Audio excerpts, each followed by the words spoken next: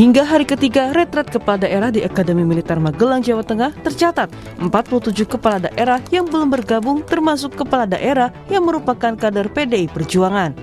Wakil Menteri Dalam Negeri Bima Arya Sugiarto bilang masih menunggu kedatangan kepala daerah yang belum hadir termasuk kader PDI Perjuangan. Ya, intinya kami masih menunggu dan ada kemungkinan bahwa teman-teman yang belum bergabung itu juga akan segera bergabung, tetapi untuk waktu, jumlah, dan teknisnya ya sampai saat ini kami masih menunggu.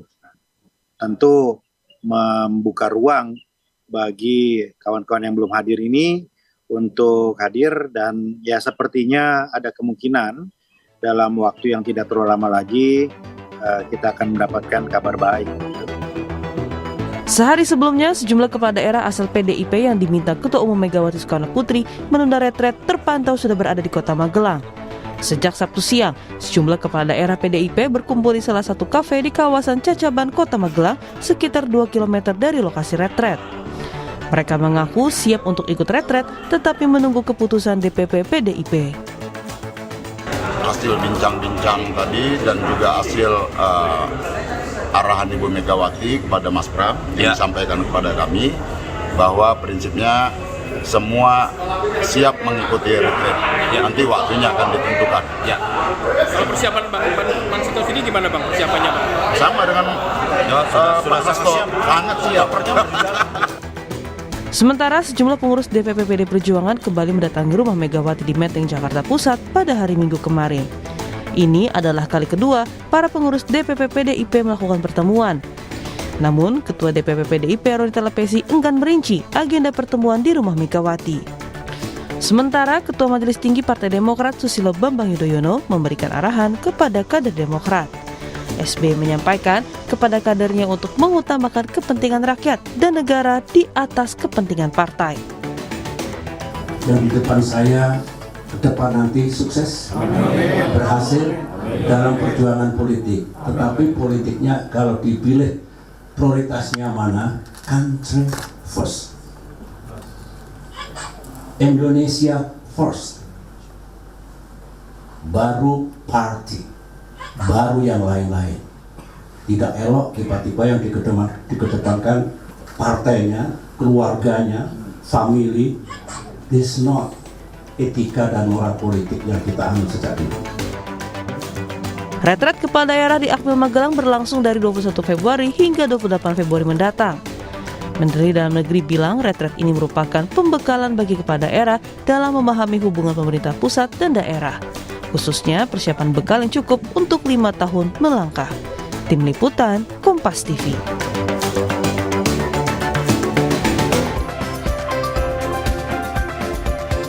Saudara, retret kepala daerah yang berlangsung di Akademi Militer Magelang, Jawa Tengah disebut sebagai pembekalan untuk mensinkronkan antara pemerintah pusat dan daerah. Namun masih ada 47 kepala daerah yang tidak hadir dan merupakan kepala daerah dari PDIP. Lantas apa untung rugi jika kepala daerah tak ikut pembekalan ini? Dan bagaimana nasib kepala daerah khususnya dari PDIP yang masih menunggu instruksi dari Ketua Umum Megawati Soekarno Putri? Akankah ini dapat menghambat komunikasi antara pusat dan daerah ke depannya? Kita bahas bersama sejumlah narasumber. Melalui sambungan Zoom ada Gubernur Lembaga Ketahanan Nasional atau Lemhanas, Aceh Hasan Said Srili. Selamat pagi, Kang Aceh. Selamat pagi, Mas Mario. Terima kasih, Kang, sudah bergabung di Dialog Sapa Indonesia pagi hari ini.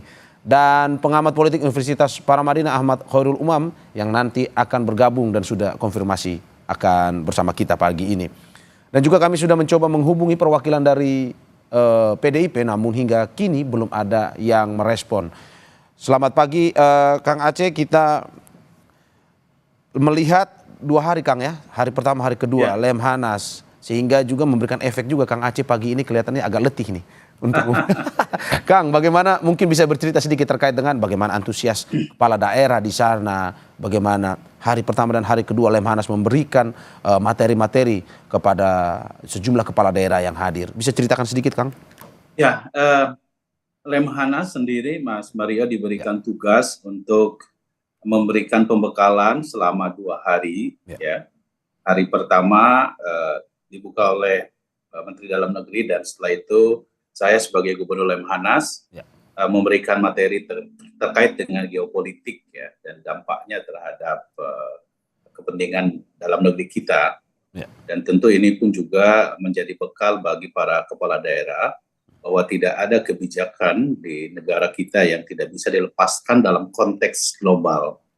Misalnya berbagai ketegangan di beberapa kawasan, ya, itu kan pasti akan mempengaruhi terhadap rantai pasok dan mempengaruhi juga terhadap harga-harga komoditas, ya, dan juga misalnya kebijakan-kebijakan negara-negara yang berpengaruh seperti Amerika, Tiongkok itu kan pasti akan mempengaruhi terhadap bagaimana komoditas-komoditas ekspor-impor kita gitu, yang tentu kepala daerah kita dorong agar mereka bisa membaca ini sebagai peluang juga, misalnya soal bagaimana memastikan agar diversifikasi terhadap produk-produk unggulan daerah dan mendorong iklim investasi yang mudah, sehat, dan kondusif bagi upaya mensejahterakan rakyat, gitu ya.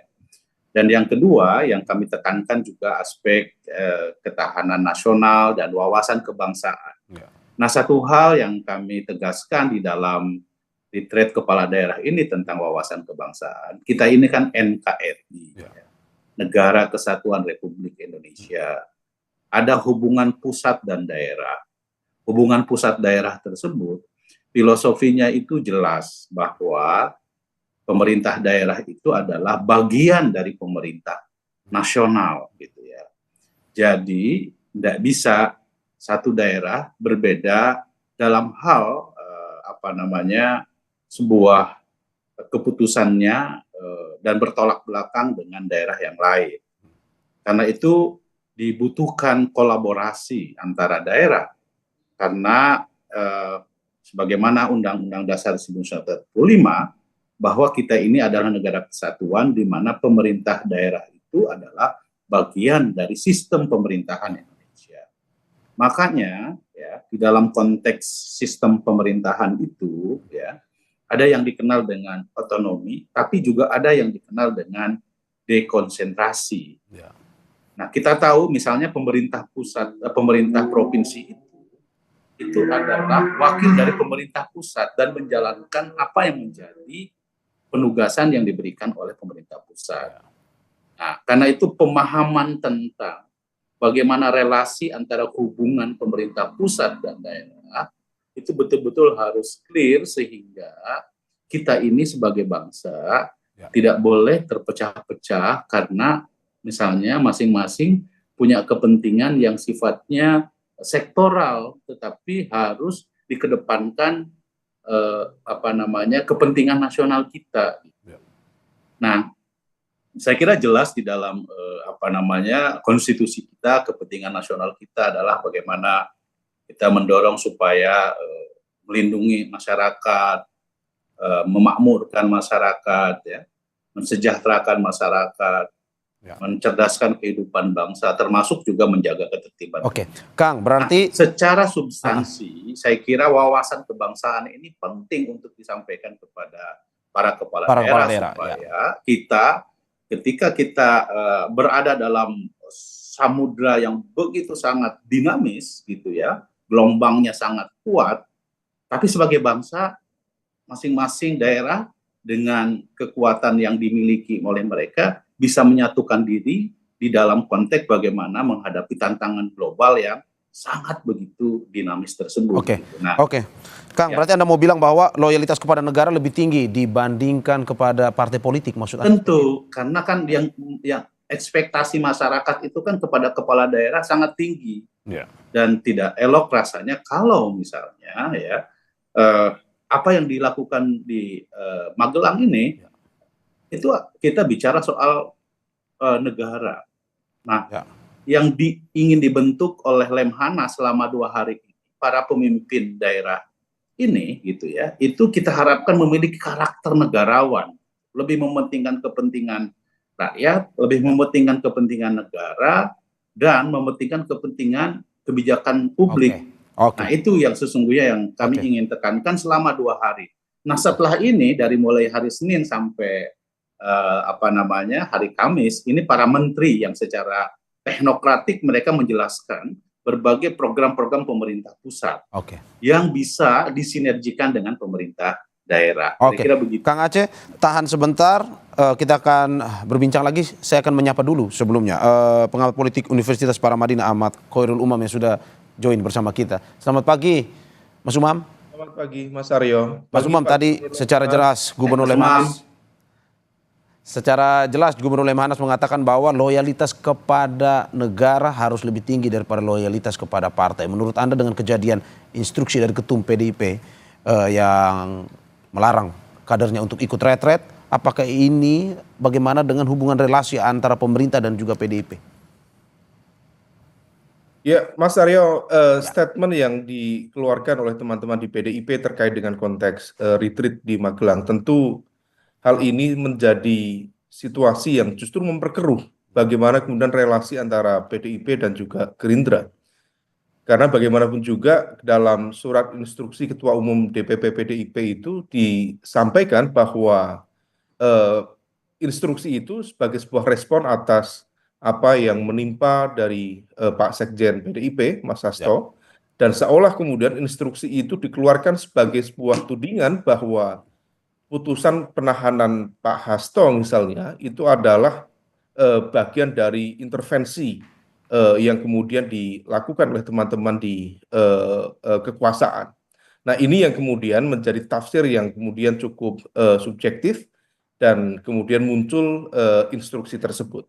Memang tadi yang disampaikan oleh Pak Gubernur Lemhanas, saya pikir itu sangat relevan, sebagaimana disampaikan oleh Lincoln bahwa when my loyalty to party ends, my loyalty to a country begins.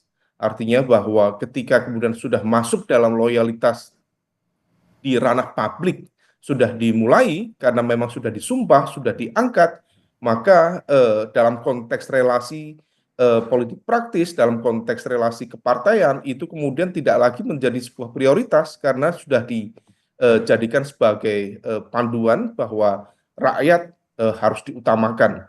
Kalau dalam bahasanya Kang Aceh itu maslahah ammah muqaddamatun ala maslahatil khosoh gitu. Sehingga kemudian itu yang kemudian harus dijadikan sebagai panduan utama. Nah, ini yang kemudian harus ditata betul. Jangan sampai kemudian dalam 5 tahun ke depan menjadi sebuah situasi yang tidak begitu produktif, tidak begitu kondusif. Karena kalau misal kemudian terjadi perlawanan praktis dari teman-teman PDIP, ada sekitar 196 kepala daerah, kemudian tidak terjadi sinkronisasi yang optimal dengan pemerintah pusat, maka ini akan memperkeruh situasi relasi pusat dan daerah. Dan kita tahu salah satu evaluasi mendasar dari desentralisasi adalah terjadinya mismatch dalam konteks target, dalam konteks kebijakan, dalam konteks strategi. Berkali-kali dalam sejumlah kesempatan, contoh yang paling real, Pak Presiden Prabowo itu menyampaikan bahwa dibangun banyak sekali bendungan, waduk untuk meningkatkan swasembada pangan. Tetapi praktis karena pemerintah daerah tidak mengalokasikan dan tidak membuat target, bagaimana kemudian itu bisa dioptimalkan sehingga irigasi sekunder, irigasi tersiernya yang kemudian bisa menjangkau sawah itu kemudian tidak terbangun dengan baik. Oke. Akhirnya per sekarang kita memiliki sekian luas area persawahan di Indonesia, praktis yang mendapatkan irigasi secara optimal itu hanya 17%. Kita bisa bayangkan. Artinya apa? 20 tahun lebih kita menjalankan otonomi daerah, desentralisasi, tetapi kemudian ada situasi yang kurang nyambung, ada disengage. Nah, ini yang kemudian harus ditata dengan baik, bukan justru ditarik dalam ranah relasi politik praktis yang lagi-lagi menjadi subjektivitas dan pertarungan ego yang tidak begitu produktif. Mas Umam, Anda mau bilang bahwa ini adalah perlawanan politik yang dilakukan oleh PDI Perjuangan terkait dengan kasus sekjen mereka, dan apakah mungkin saja ini adalah tanda PDIP siap jadi oposisi?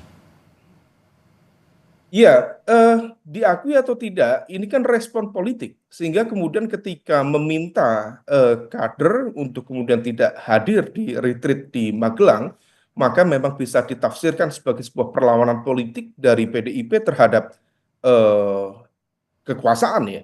Meskipun tentu ini belum bisa dijustifikasi, belum bisa disimpulkan sebagai sebuah final decision karena ada diksi kemarin menunda, dan menunda itu bisa ada barangkali putusan-putusan lanjutan yang kemudian bisa memberikan dorongan lebih lanjut gitu. Tetapi bahwa kemudian itu sudah dikeluarkan, maka ini adalah sebuah manuver politik sebagai bagian dari sebuah opsi tidak percaya, opsi kekecewaan terhadap langkah pemerintah. Barangkali kalau misal kemudian secara subjektif saya mencoba untuk menafsirkan, tampaknya memang sudah ada semacam komunikasi politik dan juga komitmen antara PDIP dengan misalnya Pak Prabowo. Dalam sebuah kesempatan kita masih ingat Bu Megawati mencoba untuk menyampaikan semacam dialog imajiner antara beliau dengan Pak Prabowo. Seandainya ada pihak-pihak tertentu yang kemudian memperlakukan sekjen kita sebagai ketua umum partai, bagaimana rasanya?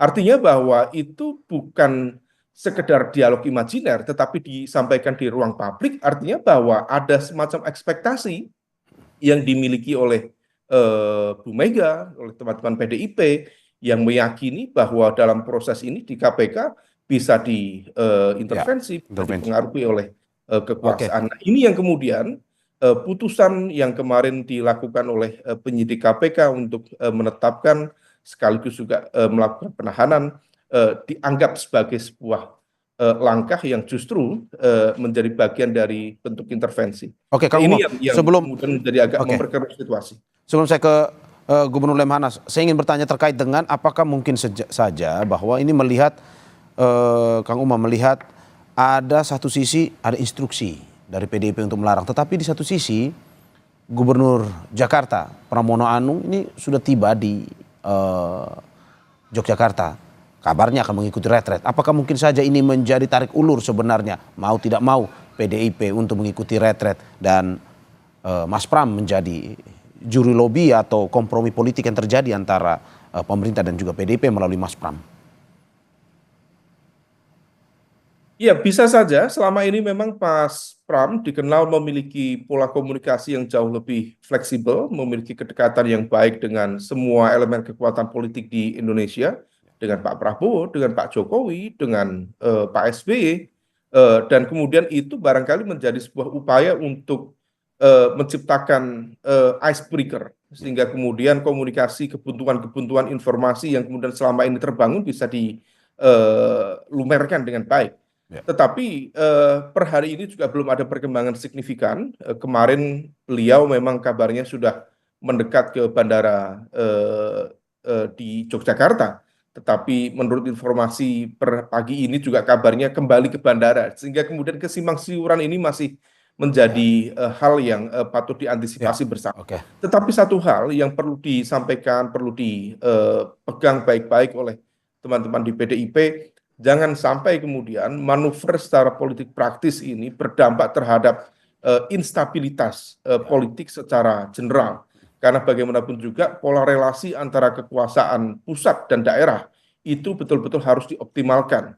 Kita tahu banyak sekali daerah-daerah yang butuh backup, butuh pendampingan, sehingga kemudian otonomi daerah bisa dioptimalkan. Kalau misal tidak, dengan situasi efisiensi yang seperti ini, Mas Aryo, rasa-rasanya pemerintah daerah itu semakin bergantung pada APBN, dan mayoritas selama proses desentralisasi APBN menjadi tumpuan utama. Mereka lebih banyak gantung ya ke transfer ke daerah, TKD, dalam bentuk DAU dan DAK, dana alokasi umum dan dana alokasi khusus, dan inovasi-inovasi kebijakan itu belum begitu optimal dilakukan. Nah, kalau misal retreat itu bukan hanya dijadikan sebagai sebuah momentum untuk bukan sekedar saling mengenal, bukan sekedar saling bertegur sapa, tetapi juga transfer of knowledge dari sejumlah kepala-kepala daerah, terutama di kalangan petahana, termasuk barangkali Kemendagri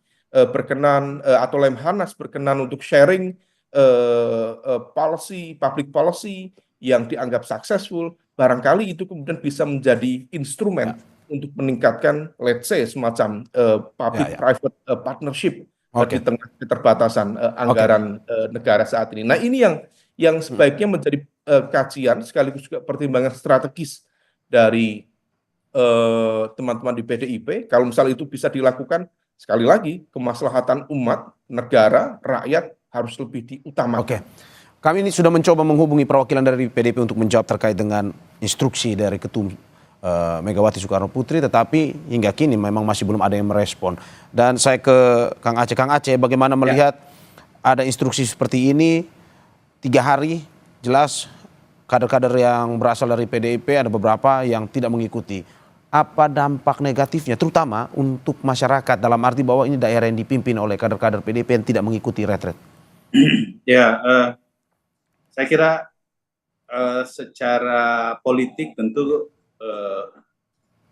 saya tidak ingin mencampuri urusan internal PDI Perjuangan, karena itu merupakan ranah politik yang seharusnya tadi disampaikan oleh Mas Umam, mereka saat ini atau para kepala daerah ini kan harus memiliki akuntabilitas terhadap apa yang seharusnya dilakukan dalam konteks bagaimana mensinkronkan kebijakan antara pemerintah pusat dan pemerintah daerah. Sekali lagi, saya ingin menekankan satu hal yang sangat penting dalam konteks filosofi berbangsa dan bernegara, bahwa kita ini kan negara kesatuan.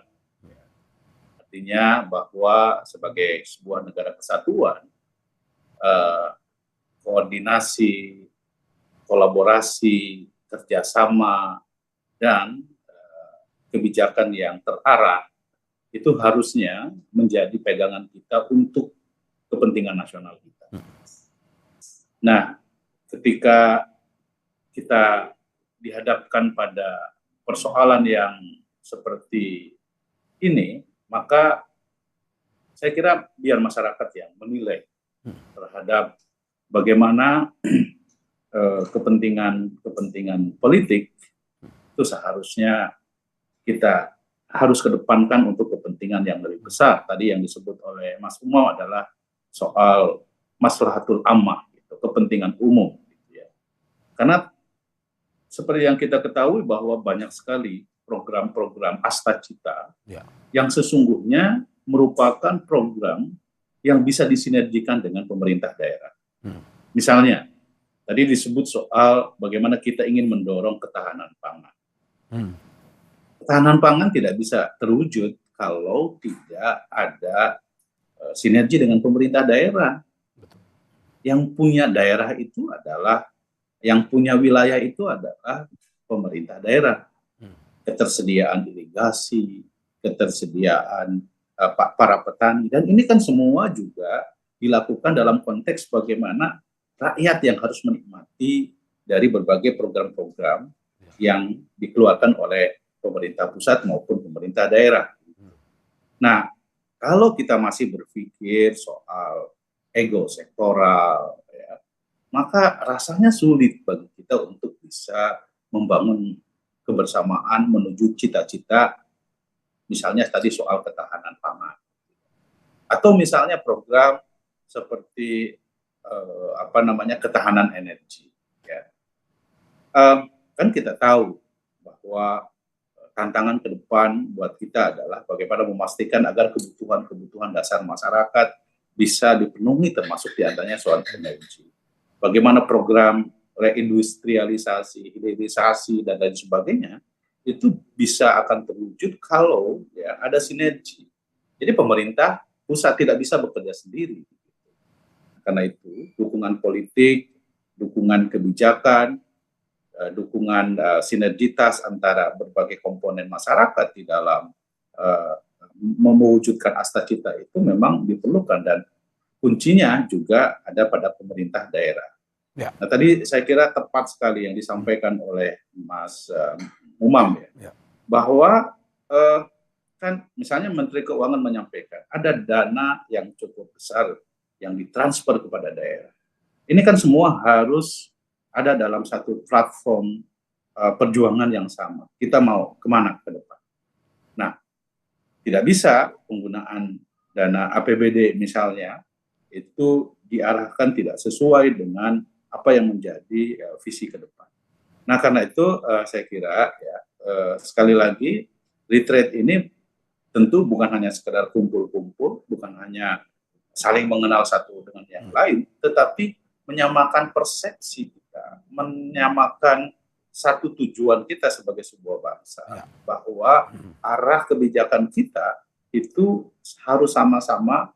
Kita telah memiliki RPJMN, rencana pembangunan jangka menengah selama 5 tahun ke depan. Dan itu sudah menjadi keputusan politik sesuai dengan undang-undang yang disepakati oleh DPR.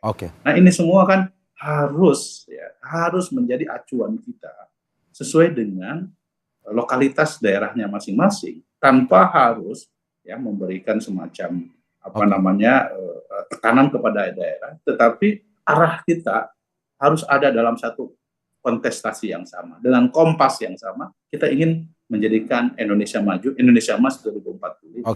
Oke. Kang Umam, ego sektoral harus ditekan biar pada akhirnya ini bermanfaat positif kepada masyarakat. Tapi apakah dengan cara seperti ini PDIP menabuh genderang perang untuk menjadi oposisi untuk nantinya bersama dalam pemerintahan ini? Kita jawab usai jeda. Saudara, terima kasih masih di Sapa Indonesia Pagi bersama saya Mario Sarong dan dua narasumber saya, ada Gubernur Lemhanas Aceh Hasan Syadzili dan pengamat politik Universitas Paramadina Ahmad Khairul Umam. Saya ke Mas Umam. Mas Umam, bagaimana Anda melihat bahwa ego sektoral harus ditekan untuk pada akhirnya memikirkan keberlanjutan dari pembangunan pemerintah termasuk juga dengan nasib masyarakat. Selain itu juga, apakah Anda melihat bahwa ini adalah jalan jika pada akhirnya dalam waktu 1 pekan PDIP tidak mengikuti retret, apakah ini tandanya PDIP menabuh genderang perang untuk menjadi oposisi? Ya, Mas Aryo, pertanyaannya ngeri-ngeri sedap. Dalam konteks tertentu, memang ego sektoral itu menjadi problem di banyak aspek, bukan hanya di tingkat daerah, tetapi juga di level nasional. Tetapi bahwa kemudian hal itu harus ditekan itu menjadi sebuah kewajiban dan juga hal yang sangat mendasar. Karena begini, banyak sekali narasi tentang Indonesia Emas 2045 dan sebagainya, keinginan untuk melakukan transformasi ekonomi dan sebagainya. Tetapi kita tahu, belajar dari banyak negara-negara yang sukses melakukan transformasi ekonomi mereka, dari Jepang, dari Korea Selatan, dari China, hampir mayoritas bisa meyakinkan bahwa fondasinya adalah sumber daya manusia. Problemnya dari kajian World Bank, dari kajian UN sendiri, UNDESA, United Nations Department of Social Economic Affairs, di banyak negara yang menjalankan sistem otonomi dan juga desentralisasi, para kepala daerahnya seringkali memiliki cara pandang yang short term, short-minded. Sehingga kemudian yang dilakukan itu adalah pembangunan infrastruktur yang sebenarnya tidak begitu signifikan, tetapi terlihat dan kemudian itu dijadikan sebagai objek kampanye. That's it. Hampir jarang yang memiliki cara pandang yang long term, yang masa depan. Nah, oleh karena itu orientasi yang disampaikan oleh Pak Presiden misalnya, yang tampaknya memiliki concern terhadap konteks pembangunan sumber daya manusia, itu harus diterjemahkan dengan baik. Karena kalau misal tidak, ini sifatnya hanya berada di putaran yang sama, treadmill effect ini. Nah, oleh karena itu, semua pihak, semua partai politik harus concern terhadap hal tersebut, termasuk teman-teman PDIP. Karena kita ini tadi sempat diskusi hal yang sifatnya strategis ya dengan Kang Gubernur, bahwa Indonesia sekali lagi bukan negara federal, ini adalah negara kesatuan. Kalau misal kemudian pejabat publik sudah dipilih oleh rakyat, sudah disumpah oleh negara, kemudian memiliki cara pandang yang sifatnya lebih lokalistik, tetapi kemudian bukan mengedepankan cara pandang yang united atau negara kesatuan, tetapi seolah mempertegas karakter federal, ini yang justru kontraproduktif. Jangan sampai ada negara dalam negara. Nah, oleh karena itu, ini yang kemudian harus dipikir dengan matang, dengan kepala dingin, teman-teman di PDIP, supaya kemudian tidak terjadi instabilitas relasi antara pusat dan daerah karena impact-nya bukan dalam konteks relasi politik saja, tetapi terhadap kesejahteraan rakyat, terhadap kemaslahatan umat yang kemudian harus disampaikan. Public delivery service-nya itu harus nyambung. Karena kalau misal tidak, jangan sampai rakyat yang seharusnya mendapatkan public delivery service yang baik dalam sektor kesehatan, pendidikan, kesejahteraan, justru harus menanggung beban itu hanya karena faktor benturan ego para elit politiknya. Saya pikir itu tidak begitu sehat dalam konteks demokrasi maupun tata kelola pemerintahan lokal atau local good governance ke depan. Oke. Kang Aceh, bagaimana Anda melihat bahwa istilah Mas Umam tadi, negara dalam negara, pada akhirnya jika PDIP terus mengikuti instruksi dari Ketua Umum Megawati Soekarno Putri, apakah Anda melihat bagaimana hubungan ke depan, dalam arti pemerintah pusat akan susah berkoordinasi dengan kepala daerah yang berasal dari PDIP jika seperti ini, ada loyalitas yang bias antara negara dan juga kepada partai? Ya, tentu partai politik sendiri sebagai instrumen demokrasi memiliki kewenangan ya untuk memiliki pandangan yang berbeda. Ya. Saya kira semua kita menghormati itu. Nah, tetapi dalam konteks sistem pemerintahan, ya, oposisi memang bagian dari check and balances. Ya. Tapi kita tahu bahwa ada lembaga-lembaga yang seharusnya menjadi kewenangan dalam konteks oposisi itu, yaitu di parlemen.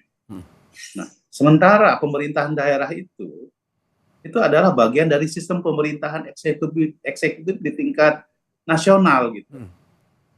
Nah, jadi harus dipahami bahwa oposisi yes, tapi kita harus tempatkan secara proporsional.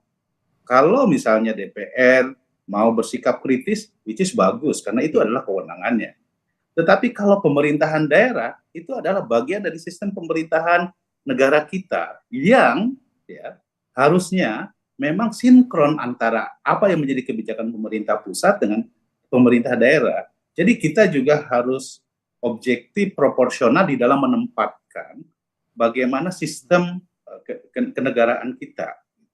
Kang Aceh, Anda mau bilang ini pilihan oposisi yang salah kah sebenarnya? Menurut saya rasanya tidak proporsional menempatkan itu.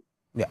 Nah, kalau konteksnya adalah melakukan penyimbangan terhadap kebijakan pemerintah, itu ya ada DPR, ya, yang bisa mengkritisi terhadap kebijakan pemerintah, ya.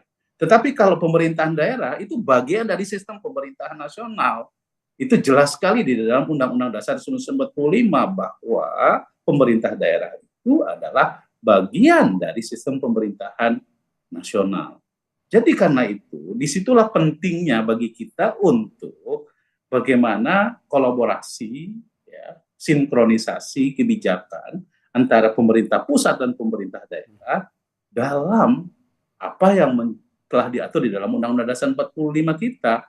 Bagaimana memastikan soal kesejahteraan umum bisa terwujud, bagaimana soal memastikan pendidikan nasional kita bisa membangun sumber daya manusia yang baik, soal ketahanan pangan, soal ketahanan energi. Ini dasarnya adalah itu gitu. Ya. Makanya saya kira ya di era demokrasi seperti sekarang ini tentu kita pun juga harus dapat menempatkan sesuai dengan konteksnya gitu. Nah, karena itu saya ingin mengingatkan kepada kita semua, tantangan ke depan kita sebagai bangsa sangatlah dinamis, ya. Tentu persatuan dan juga kolaborasi kerjasama antar daerah itu menjadi sangat penting untuk mewujudkan apa yang kita inginkan, yaitu Indonesia emas, Indonesia maju, dan itu saya kira bukan hanya slogan, tetapi harus tercermin dari berbagai kebijakan yang kita sepakati secara politik, yaitu kita jelas punya RPJMN.